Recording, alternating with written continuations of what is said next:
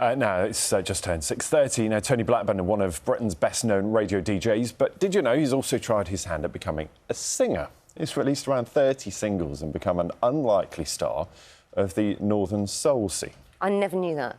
Things you learn on the never knew programme. that. Well, it's one of the memories, just one of the memories Tony has been sharing when he sat down for a conversation about his one-man show. It's all about his 60 years in showbiz. He explains more to Piers Hopkirk.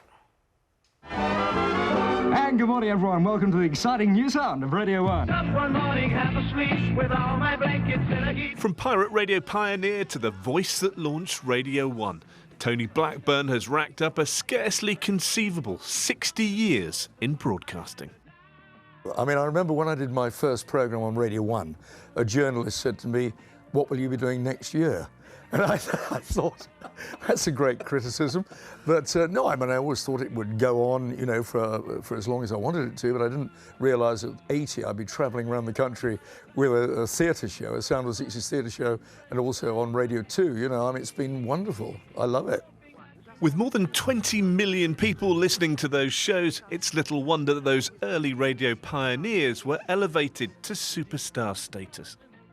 Yeah, we were built up like rock stars, and in fact we became bigger than the stars that we were actually putting on at one time. I mean, everywhere we went we were mobbed. It was an amazing time. It was the golden age of radio. Less well known perhaps though, Tony's attempts to break into the music scene. I was turned down by Decca Records very early on, and I think they were probably right.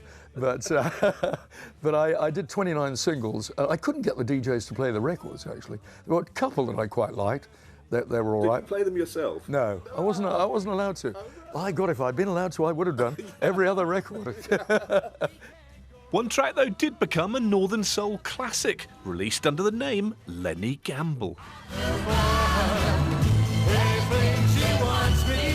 I went to the Wigan Casino to appear there, which was the big dance hall place, and they introduced me as Lenny Gamble, and I came on stage and I saw the look of disappointment in people's faces. They thought, my God, we bought a Tony Blackburn record.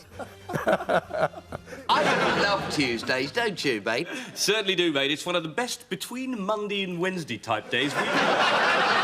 Notoriety comes with a cost, though. Paul White has his Mike Smash was loosely based on Tony. Luckily, he loves it. I never ever said Pop-a-doodle-doo, but I do now. Pop-a-doodle-tastic. And just as well that laughter's the best medicine, Tony's just recovered from sepsis, and for a while, it was touch and go. I didn't realise how unwell I was until I was in hospital and my whole family were around my bed. And I thought, oh my God. And I thought, I've got to recover. They're not going to get my money yet. Now back with a spring in his step, radio's great survivor says he's not ready to hang up his headphones just yet. Piers Hopkirk, BBC News.